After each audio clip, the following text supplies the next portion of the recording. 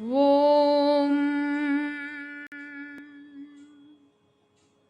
श्रुतिस्मृतिपुराणानाम् आलयं करुणालयं नमामि भगवत्पादं शङ्करं लोकशङ्करम्। शिवशक्त्या युक्तो यदि भवति शक्तः प्रभवितुं न चेदेवं देवो न खलु कुशलः स्पन्दितुमपि। अतस्त्वामाराध्यां हरिहरविरिञ्चादिभिरपि प्रणन्तुं स्तोतुं वा कथमकृतः पुण्यः प्रभवति। तनीयां सम्पांसुं तव चरणपङ्केरुहभवं विरिञ्जिः सञ्चिन्वन् विरचयति लोकानविकलम्। वहत्येनं शौरिः कथमपि सहस्रेण शिरसां हरः संक्षुद्यैनं भजति वसितो धूलनविधिम्।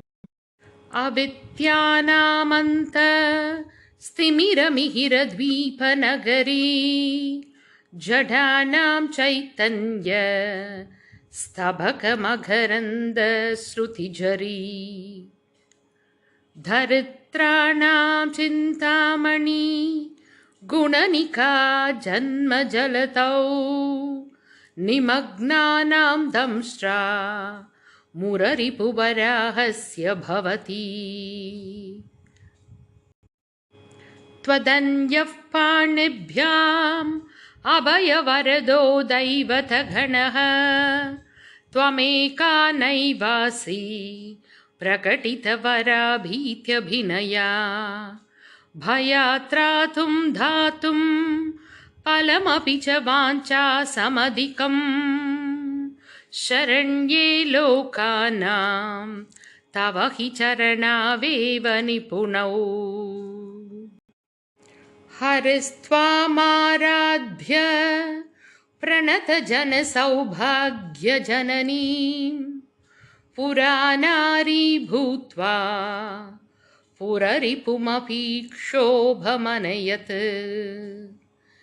स्मरोऽपि त्वां नत्वा रतिनयनलेख्येन वपुषा मुनीनामप्यन्तः प्रभवति हि मोहाय महताम्। धनुः पौष्पं मौर्वी मधुरकरमयी पञ्चविशिखाः वसन्तः सामन्तो मलयमरुधायो धनरथः। तथाप्येकः सर्वं हिमगिरिसुते कामपि कृभाम् अपाङ्घाते लब्ध्वा जगदिदमनङ्गो विजयते। क्वणत्काञ्चीदामा करिकलभकुम्भस्थननथा परिक्षीणा मध्ये परिणतः शरच्चन्द्रवदना। धनुर्बाणान् पाशं शृणुमपि दधाना करतलैः पुरस्तादास्तां नः पुरमतितुराहो पुरुषिका। सुधासिन्धोर्मध्ये सुरविडपि वाटी परिवृते मणिद्वीपे नीपो पवनवती चिन्तामणिगृहे। शिवाकारे मञ्चे परमशिवपर्यङ्गनिलयां भजन्ति त्वां धन्याः कतिचन चितानन्दलहरीम्। महीमूलाधारे कमपि मणिपूरे हुतवहं स्थितं स्वातिष्ठाने हृदि मरुतमाकाशमुपरि मनोऽपि भ्रूमध्ये सकलमपि भित्त्वा कुलपथं सहस्रारे पद्मे सहरहसि पत्या विहरसे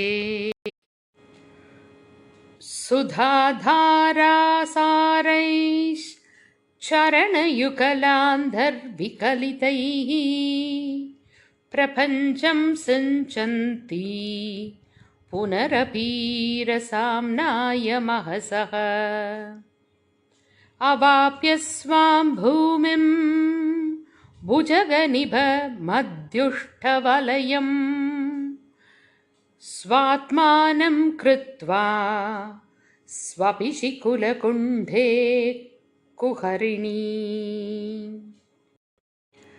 चतुर्भिः श्रीकण्ठैः शिवयुवतिभिः पञ्चभिरपि प्रभिन्नाभिः शम्भोर्नवभिरपि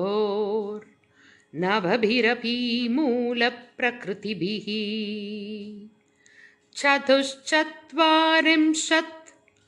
वसुधलकलाश्रत्रिवलय त्रिरेखाभिः सातं तव शरणकोणाः परिणताः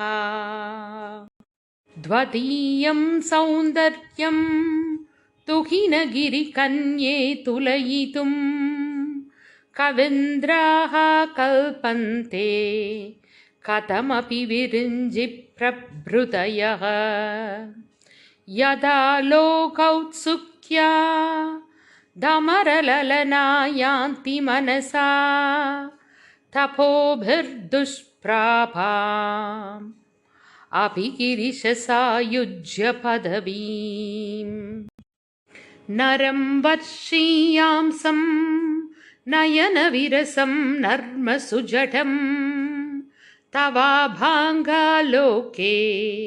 पतितमनुधावन्ति शदशः गलत्वेणीबन्धाः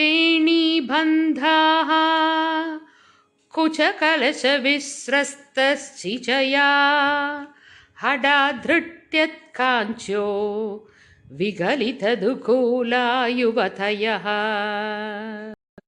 क्षितौ 50 द्विसमधिकपञ्चाशदुदके हुताशे 62 चतुरधिकपञ्चाशदनिले दिवि 32 मनसि च 64 मयूखास्तेषाम् अप्युपरि तव पादाम्बुजयुगम् सरज्योत्स्ना शुद्धां शशियुतजटाजूटमकुटां वरत्रासत्राण स्फटिकगुटिका पुस्तककरां सकृन्नत्वा नत्वा कथमिव सतां सन्निधत्ते मधुक्षीराद्राक्षा मधुरिमधुरीणाः पणितयः